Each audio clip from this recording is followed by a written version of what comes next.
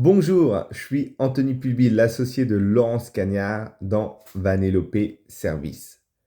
Aujourd'hui, j'ai envie de vous parler de quelque chose qui vous fait peur, quelque chose qui vous fait stresser, alors que c'est une étape ultra facile.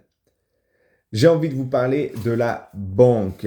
Oui, la banque, vous posez toujours un tas de questions. Comment faut que je fasse mon dossier? Comment faut que je prépare mon premier rendez-vous? C'est un stress incommensurable alors que ça doit être une étape ultra facile.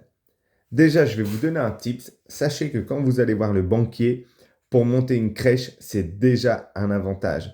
Parce que le banquier lui-même, il y a de grandes chances qu'il a un enfant et qu'il a eu des difficultés pour le placer en crèche ou en micro-crèche. Donc déjà, c'est un avantage puisqu'il sait que c'est la galère de placer son enfant et que la demande est supérieure à l'offre au niveau des crèches ou micro-crèches. Donc sachez que vous partez déjà avec un avantage.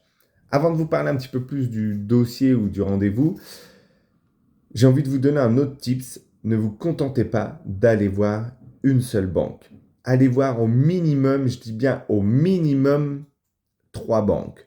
Pourquoi? Parce que même si elles sont situées à 500 mètres l'une de l'autre, vous allez avoir des conditions complètement différentes. Des conditions au niveau du prêt, parce que l'apport qui va être demandé peut être différent et le taux qui va vous être accordé peut être aussi différent, que vous soyez à 500 mètres ou à 50 km entre les établissements bancaires. Donc, faites jouer la concurrence, même si vous avez déjà le prêt et que vous êtes excité, que vous avez envie de démarrer, vous avez envie d'accélérer la création de votre micro-crèche. Allez voir quand même un autre établissement bancaire et s'il vous plaît, faites jouer la concurrence, c'est ultra bénéfique.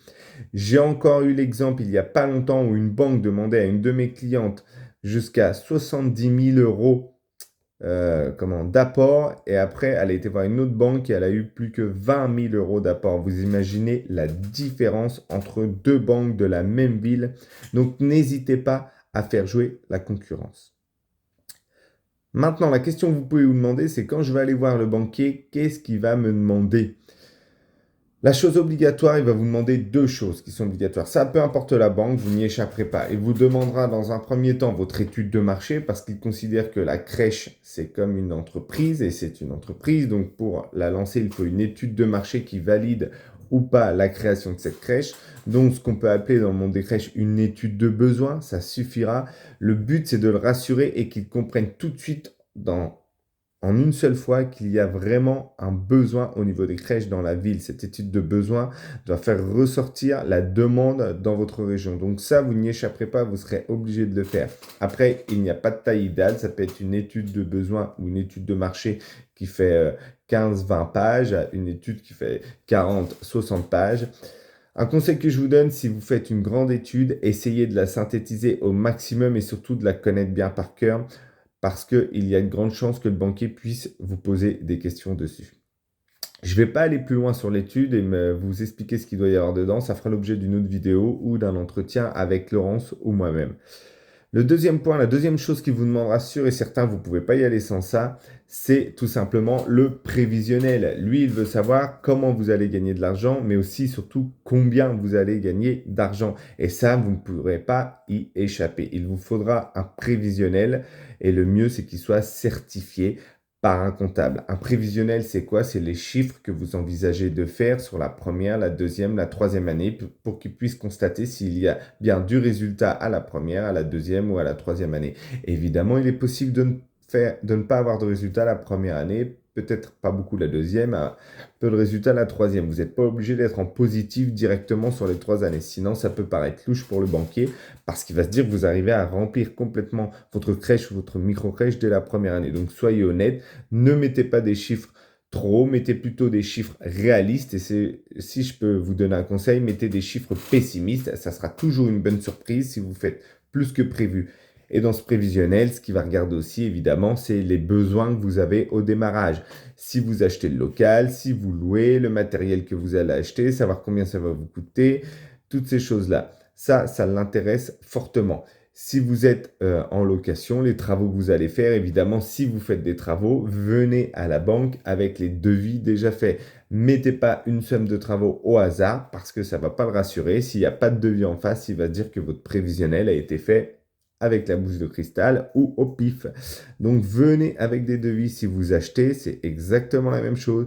Si vous faites les travaux vous-même, précisez-le, estimez. Généralement, quand on fait ces travaux soi-même, on ne fait pas 100% des travaux, on est spécialisé dans tel ou tel domaine. Par exemple, vous connaissez quelqu'un qui fait de l'électricité, demandez quand même des devis. Plus vous amenez des preuves en fait au banquier sur ce que vous avancez, plus vous aurez de chances que ça passe parfaitement. Si vous venez déjà avec ces deux pièces-là au rendez-vous, ça sera nickel. Si je peux vous donner un conseil pour passer pour quelqu'un de professionnel devant le banquier, si vous voulez faire le top du top, quand vous allez l'appeler ou par mail pour prendre un rendez-vous, avant même d'aller au rendez-vous, envoyez-lui les pièces qu'il vous a demandées. N'attendez pas le jour du rendez-vous pour lui donner. Tout simplement pour qu'il puisse bien préparer votre dossier et voir que vous anticipez bien les choses. Il va vous demander plusieurs pièces justificatives. Grosso modo, ça peut être les projets de statut, le prévisionnel, l'étude de marché, vos pièces d'identité, toutes ces choses-là. Et bien, tout ça, vous l'envoyez par mail avant la date de rendez-vous. Le mieux, c'est de l'envoyer une semaine avant la date de rendez-vous. Comme ça, le banquier va se dire que vous anticipez bien et il va pouvoir déjà préparer votre rendez-vous et préparer votre dossier. Parce que si vous amenez toutes les pièces le jour du rendez-vous, finalement, vous allez vous voir, mais il ne va même pas avoir regardé le dossier, il ne va pas avoir été en profondeur dedans et ne pourra même pas vous donner un semblant de réponse. Vous voyez ce que je veux dire? Donc, vous pouvez gagner du temps et une étape. Et ça, ce n'est pas négligeable. Donc, réussir à envoyer tous les papiers avant, c'est beaucoup mieux. Et le jour du rendez-vous, arriver à l'heure, ça c'est la base, même en avance, c'est mieux être en avance, arriver à l'heure et connaissez votre sujet sur le bout des doigts. La plupart des questions qu'il va vous poser, c'est sur le résultat. Il va vous demander l'étude de marché, si elle est longue, il ne va pas l'avoir vue, il ne faut pas se mentir. Il va l'avoir regardé, peut-être l'introduction et la conclusion, c'est tout ce qu'il aura regardé. Donc connaissez-la bien sur le bout des doigts et sachez justifier le chiffre d'affaires que vous allez faire. Normalement, vous avez fait une étude de besoin terrain, vous avez fait des questionnaires, vous avez déjà des clients, en tout cas des futurs clients, c'est ça que vous devez connaître par cœur. Combien vous en avez, quel jour ils vont mettre leur enfant, combien ils ont d'enfants. Et ça, le fait de le mettre en avant vers le banquier, il saura que vous maîtrisez votre sujet et que le chiffre d'affaires n'a pas été donné au pif.